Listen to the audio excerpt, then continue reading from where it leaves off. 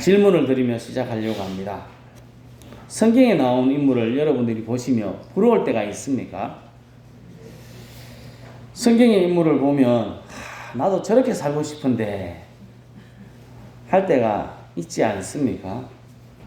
근데 대부분은 성경의 인물들을 보며 힘들고 지친 모습을 보는 것이 아니라 잘 되고 좋은 모습만 보기 때문에 그렇게 이야기합니다.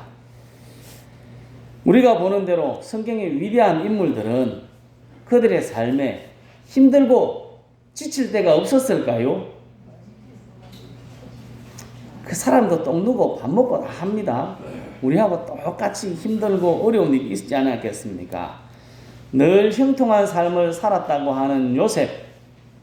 그래서 이름을 요셉으로 짓는 사람도 있습니다. 근데 요셉의 삶이 어떻습니까? 형들에게 미움을 받고 형들에게 팔려서 종으로 가야 했습니다. 주인의 아내에게 누명을 쓰고 감옥에 처박히는 삶을 살아야 했습니다. 선지자 중에 선지자인 엘리야, 하늘에서 불이 내리도록 했습니다. 우리 그런 기적을 보면 얼마나 힘이 생기겠습니까? 저도 한번 해보고 싶은데 감히 도전을 못하겠습니다. 그런데 하늘에 불이 내리는 놀라운 일을 했지만 이세벨이 자기를 죽인다 라고 했을 때 그는 하나님 앞에 가가지고 다 차라리 죽여주면 좋겠습니다. 이게 뭡니까 이게 하고 따지는 참 힘 빠지는 삶을 살았지 않습니까? 신약에 오면 지칠 줄 모르고 땅끝까지 복음을 전하는 사도 바울, 그는 어려움이 없었을까요? 성경 고린도후서 1장에서 이렇게 소개합니다. 형제들아, 우리가 아시아에 당한 환난을 너희가 모르기를 원하지 아니하노니 힘에 겹도록 심한 고난을 당하여 살 소망까지 끊어지고 우리는 우리 자신이 사형 선고를 받은 줄 알았으니 라고 이야기합니다. 얼마나 어려웠던지 살 소망이 끊어졌고 사형 선고를 받은 것처럼 나 이제 곧 죽겠구나 할 만큼 힘들었다는 것입니다. 고린도후서 11장에 보면 사도 바울이 당한 고난의 종류들을 쭉 이야기하는데 그 이야기를 딱 듣는 순간 우리가 힘든 것은 그 앞에 뭐 이야기하기도 그렇습니다. 명함을 내밀기도 어렵습니다. 오늘 말씀은 1절부터 읽었습니다. 1절 위에 작은 글씨로 여러분 보이십니까? 이렇게 적혀 있습니다. 다윗이 아비멜렉 앞에서 미친 채 하다가 쫓겨나서 지은 시. 뭐 하다가요? 미친 채 하다가 쫓겨나서 지은 시. 사무엘상 21장이 이 사건을 소개하는데 10절 말씀을 읽어보겠습니다. 같이 읽습니다. 그날에 다윗이 사울을 두려워하여 일어나 도망하여 가도 왕 아기스에게로 가니. 이 아기스라는 사람이 오늘 성경에 나오는 아비멜렉이랑 같은 인물이다. 그렇게 이야기합니다. 사울이 다윗을 죽으려고 하니까 두려워서 가드 왕 아기스에게로 피하여 도망갔습니다. 아기스가 잘 대해주면 좋았을 건데 아기스가 그렇지 않습니다. 아기스는 잘 대해주려고 했는데 신하들이 이렇게 이야기합니다. 사울을 죽인 자는 천천히요 다윗은 만만히로다 하던 사람이 이 사람 아닙니까? 이 사람을 어떻게 우리가 받아주겠습니까? 우리의 적인데 며칠 전에 골리앗을 죽인 사람인데 이렇게 이야기합니다. 이야기를 들은 아기스, 누구도 들었습니까? 다윗도 들었습니다. 그때 다윗이 이 말을 하는 신하들의 말을 들으며 아기스의 얼굴을 봤습니다. 그의 눈빛이 바뀌었습니다. 12절에 보면 다윗이 이 말을 그의 마음에 두고 가드 왕 아기스를 심히 두려워하여 그의 얼굴을 딱 보니까 어떤 표정이었을까요? 오늘 모가지를 날려야 되겠구나 하는 표정이 됐다는 겁니다. 너무 두려웠습니다. 아기스의 신하들이 이 말을 할 때 아기스를 딱 보니까 심히 두려웠습니다. 다리가 벌벌 떨리고 오줌이 찔끔 찌를 정도로 너무 무서웠다는 겁니다. 저게 심히 두려워하여서 다윗이 한 행동이 나옵니다. 13절을 같이 읽어보겠습니다.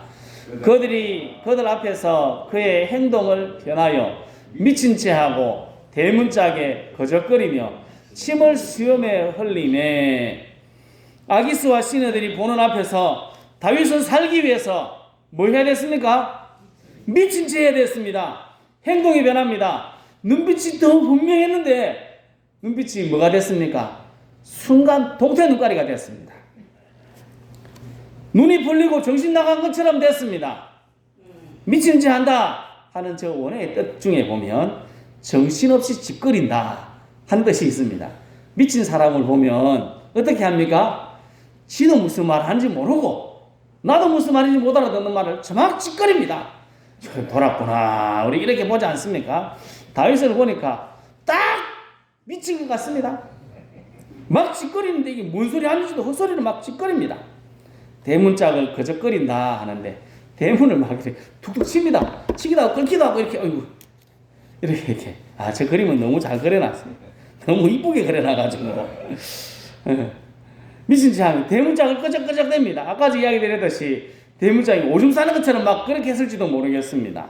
문을 두드리며 대문짝을 두드리며 침을 질질 흘립니다. 딱 봐도 이 사람이 무슨 사람입니까? 미친 사람입니다. 돌았구나 이제 딱 보입니다. 왜 그렇게 해야 됐습니까? 살라고요.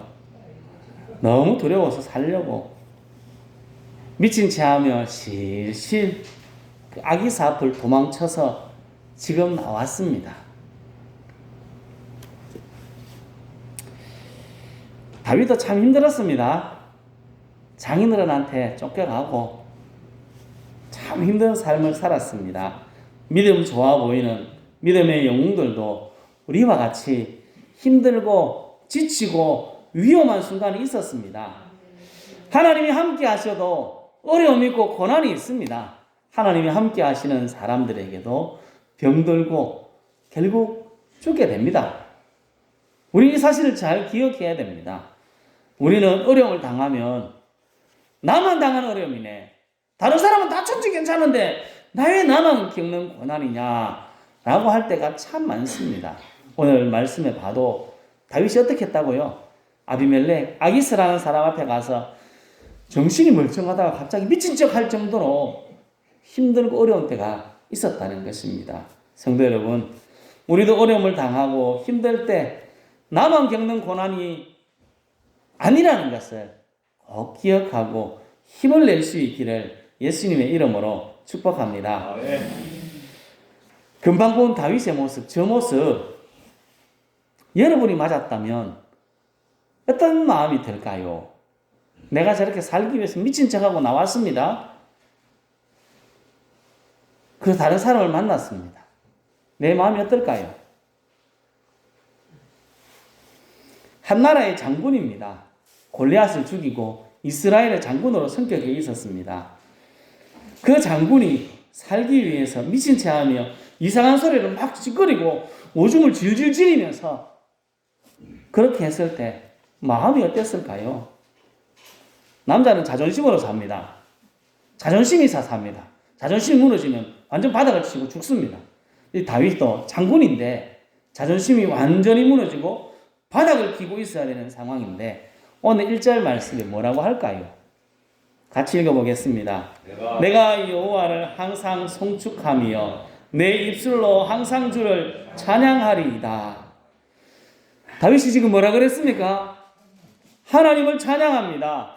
2절, 3절을 넘어가 봐도 하나님을 찬양하고 있습니다. 금방 죽을 듯한 두려움을 느꼈고 미친 채 하며 자존심이 바닥을 쳐야 될 사람인데 어떻게 이런 말을 할 수 있을까요? 지금 다윗이 미쳐가지고 미친 채 하다가 지금 정신이 완전 돌아가지고 이런 말을 하고 있는 걸까요? 그것은 아닌 것 같습니다. 정신을 차리고 주님을 찬양하고 있습니다. 주님을 높이고 있습니다. 4절 말씀을 보면 이렇게 이야기합니다. 읽어보실까요? 내가 여호와께 간구하매 내게 응답하시고 내 모든 두려움에서 나를 건지셨도다. 아멘. 하나님이 어떤 데서 건지셨다고 말합니까? 내 모든 두려움에서 건지셨다. 미치도록 두려웠던 그 두려움에서 하나님은 건져주셨다고 말씀합니다. 5절에서는 얼굴을 부끄럽지 않게 해주셨다. 내 자존심을 하나님께서 뭉그러뜨리지 않으셨다. 6절에서는 공고한 자가 부르짖음에 환난에서 구원하셨다. 7절에서는 여호와의 천사가 둘러진치고 그들을 건지셨다. 그에게 피하는 자는 복이 있다.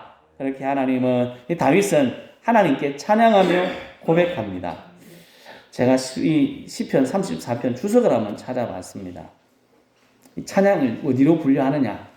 찬양을 한 칸시라고 분류하지 않습니다. 저 여러 가지 종류가 시가 있는데 찬양시라고 분류합니다. 저는 이해가 안 됐습니다. 어떻게 이게 찬양시가 될까? 다윗이 어떻게 찬양할 수 있을까? 고민이 됩니다. 하지만 다윗은 지금 뭐 하고 있습니까? 자기를 구원하신 하나님, 자기를 살려주신 하나님을 찬양하고 있습니다. 읽은 9절, 10절 말씀은 이렇게 고백합니다. 같이 읽습니다. 너희 성도들아 여호와를 경외하라. 그를 경외하는 자에게는 부족함이 없도다.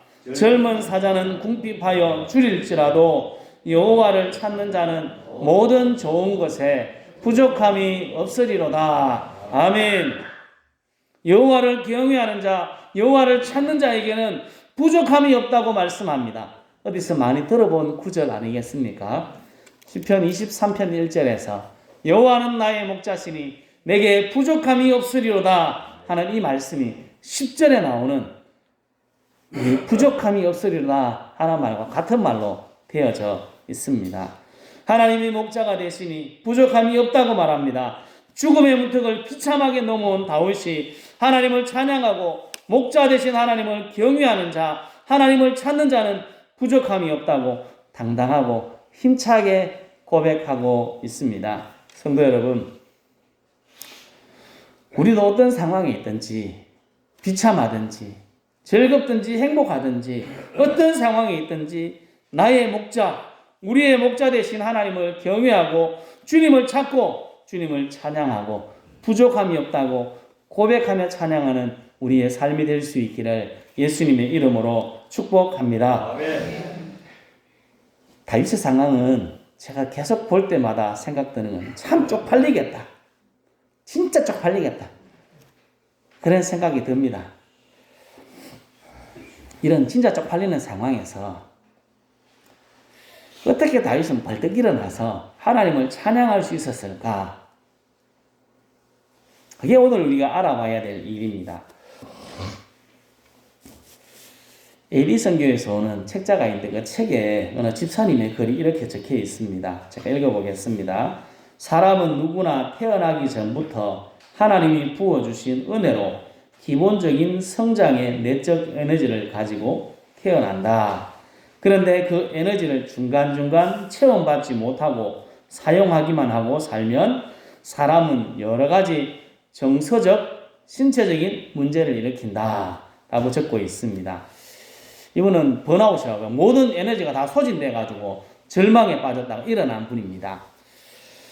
우리 속에 내적인 에너지가 있다는 겁니다. 우리 속에 에너지가 있습니다. 그 에너지를 채우지 않고 계속 사용하다 보면 어떻게 된다고요? 없어져 버립니다. 다시 사용하고 나면 결국 쓰러진다는 겁니다.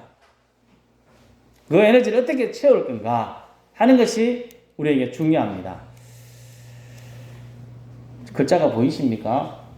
아이의 자아 존중감을 높여주려면 어떻게 해야 할까요? 아이의 자존심을 키워주는 방법, 그게 뭘까 하는 겁니다. 금방 이야기한 대로면 우리 속에 있는 내적 에너지를 키워주려고 하면 어떻게 해야 되는가? 아이에게 행복한 어린 시절의 기억을 남겨주는 것, 좋은 추억을 심어주는 것, 그것이 에너지를 키워주는 것이다 라고 이야기합니다. 행복한 기억, 그것이 우리의 내적인 에너지를 키워줄 수 있다. 믿음 생활에도 적용할 수 있습니다. 오늘 다윗이 진짜 쪽팔리는 삶을 살았습니다. 그러나 그 가운데서 벌떡 일어날 수 있었던 것은 하나님과의 행복한 기억, 행복한 은혜의 기억들이 많았기 때문에, 은혜 받은 경험이 많았기 때문에 그는 일어날 수 있었다. 그렇게 봐도 문제가 없습니다. 다윗은 골리앗 앞에 나갑니다. 싸우지 않습니까? 싸우러 가기 전에 사울과 면담을 합니다. 그때 사울이 이렇게 이야기합니다. 저 앞에 있는 애가 누군지 아나니? 저 앞에 있는 사람은 골리앗인데 어려서부터 용사돼. 어려서부터 교육을 받고 싸움을 교육받은 골리앗 아니가? 너는 소년인데 싸울 수 있겠느냐? 라고 물었습니다. 자는 대단한 용사고 너는 아무것도 아닌데 싸울 수 있겠나?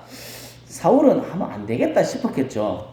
그래서 물었습니다. 그때 다윗이 이렇게 이야기합니다. 같이 읽겠습니다. 다윗이 사울에게 말하되 주의 종이 아버지의 양을 지킬 때에 사자나 곰이 와서 양떼에서 새끼를 물어가면 내가 따라가서 그것을 치고 그 입에서 새끼를 건져내었고 그것이 일어나 나를 해하고자 하면 내가 그 수염을 잡고 그것을 쳐 죽였었나이다. 한 절이 빠졌네요. 한 절이 빠졌습니다. 제가 읽어드리겠습니다. 주의 종이 사자와 곰도 쳤은즉 살아계시는 하나님의 군대를 모욕한 이 할례받지 않은 블레셋 사람이리까 그가 그 짐승의 하나와 같이 되리이다. 이렇게 이야기했습니다. 에이 뭐 저 큰 용사든지 관계없습니다. 사자와 곰도 내가 때려잡았는데 하나님이 은혜 주셔서 때려잡았는데 저것쯤이야. 하나님을 모독하는 저것쯤이야 하고 나갔습니다. 그리고 이겼습니다. 양을 치는 일 가만히 양을 보고 있어야 되지 않습니까? 얼마나 외로웠겠습니까? 외롭고 힘들었지만 그곳에서 하나님의 선한 인도를 많이 경험한 것입니다. 그래서 우리가 본 시편 23편 여호와는 나의 목자시니 내게 부족함이 없으리로다 고백하기도 했습니다. 오늘 읽은 시편의 많은 부분은 다윗의 시입니다. 다윗의 시, 그걸 읽으면 다윗의 신앙 고백입니다. 하나님과 얼마나 행복했던지 그 모든 일들을 기억하고 있습니다. 죄를 지었을 때 돌이켜져서 나를 하나님의 은혜 가운데 거하게 하신 하나님을 찬양하기도 하고 삶 가운데 지켜주신 하나님을 찬양하기도 하고 오늘 말씀에서처럼 절망적인 상황 가운데서도 하나님을 높이는 찬양들이 참 많습니다. 이런 은혜의 시간들이 그에게 있었을 때 넘어질 정도의 상황에서도 그때는 일어나서 하나님을 찬양할 수 있었던 것입니다. 바울이 사형 선고를 받은 것처럼 느껴질 때도 있었습니다. 죽을 만큼 힘들었습니다. 복음을 전하는 것이 쉽지 않았습니다. 하지만 그 모든 고난 가운데 힘든 가운데도 하나님의 복음을 끝까지 전한 것은 하나님의 은혜의 기억들이 그의 마음 가운데 가득 채워져 있었기 때문에 그렇습니다. 은혜의 기억이 우리 마음에 가득할 때 우리는 이겨낼 수 있었습니다. 저는 아까 예배 들어오기 전에 마당에 나갔다가 왔습니다. 일부러 한번 나갔다 왔습니다. 마당을 거니며 하나님이 행하신 일들을 한번 돌아봤습니다. 우리 교회 문제도 주차장을 만드는 문제도 교회 사택 수리하는 문제도 여러 가지 것들을 하나님께서 인도하셨다. 참 감사하고 감사했습니다. 그런 기억이 넘쳐날 때 우리는 쉽게 어려움을 이겨낼 수 있는 것입니다. 우리가 하나님의 은혜의 기억들을 조금씩 채워가야 합니다. 성도 여러분, 여러분에게는 하나님과의 만남의 기억, 은혜의 기억들이 많이 있습니까? 우리 안에 내적 에너지가 사라져서 하나님과의 만남의 기억이 희미해져서 근근히 믿음 생활을 버티고 있지는 않습니까? 우리도 다윗과 많은 믿음의 선배들과 같이 하나님의 은혜의 기억, 하나님과 만남의 기억들이 넘쳐나서 어떤 어려움이 다가와도 주님을 찾고 주님을 의지하며 주님을 찬양하고 부족함이 없다고 고백하는 우리의 삶이 될 수 있기를 예수님의 이름으로 축복합니다. 아멘. 계속 봤던 고린도후서 6장 2절 말씀입니다. 같이 읽겠습니다. 보라 지금은 은혜 받을 만한 때요 보라 지금은 구원의 날이로다. 아멘. 지금은 은혜의 날, 구원의 때입니다. 우리에게 기회가 있을 때 은혜 받아야 되고 하나님의 놀라운 은혜를 경험해야 됩니다. 우리에게 더 큰 은혜의 기억이 새겨질 수 있는 시간이 다가오고 있습니다. 연합부흥회가 며칠 뒤로 다가왔습니다. 수요일 저녁부터 금요일 저녁까지 5번 모입니다. 이런 부흥의 때에 사모함으로 참여하여서 은혜의 기억들을 늘려가야 됩니다. 특별히 삶 가운데서 그렇게 잘 안 되니까 부흥의 때를 맞이하여서 더 열심히 참여해야 됩니다. 이럴 때 은혜 받아야 합니다. 내가 은혜 받아야 됩니다. 그래야 언제 닥칠지 모르는 어려움의 때를 이겨낼 수 있습니다. 다른 사람은 어떻게 하든지 모르겠고 나 스스로 은혜 받기 위해 힘써야 합니다. 힘이 없어서 못 간다고 하지 마십시오. 꼭 가고 싶다고 이야기하십시오. 나는 못 걸어가는데. 맞습니다. 우리가 걸어갈 수 있는 사람이 아무도 없습니다. 소상교회까지 걸어가면 힘듭니다. 뭐 해야 됩니까? 차 타고 가야죠. 집에 여기까지 교회까지 오는 것도 힘든데 그러면 마당까지 나를 좀 데리고 와달라고 우기십시오.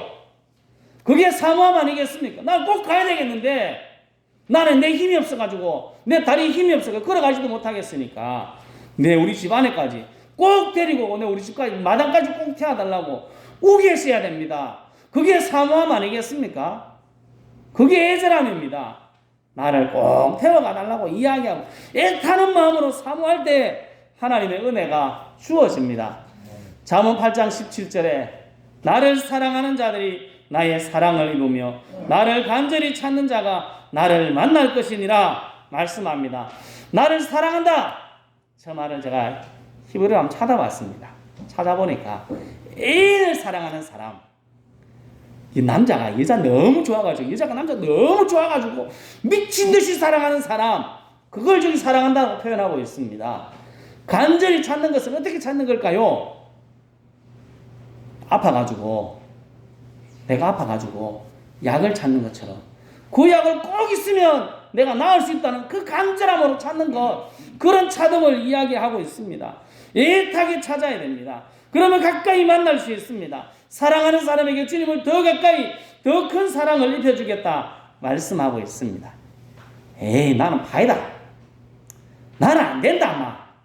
이렇게 하고 포기하는 사람이 아니라 하나님의 은혜를 사모하고 찾고 구할 때 하나님의 은혜를 부어주시고 은혜의 기억들이 우리 삶에 늘어나게 되는 것입니다. 하나님의 만난 은혜의 기억들, 그것이 늘려가야 합니다. 그래야 어려움을 당해도 이길 수 있습니다. 안 그러면 잡아집니다. 쓰러집니다. 넘어집니다. 성도 여러분, 하나님을 간절히 찾고 애인같이 자식같이 하나님을 뜨겁게 사랑하여서 하나님을 만난 은혜의 경험들이 많이 조금씩 더 쌓여서 하나님을 더 사랑하고 더 깊이 만나고 어떤 상황 속에서도 하나님은 내게 부족함이 없습니다 라고 고백하며 자랑하며 찬양하는 우리 모두가 될 수 있기를 예수님의 이름으로 축복합니다. 기도하겠습니다.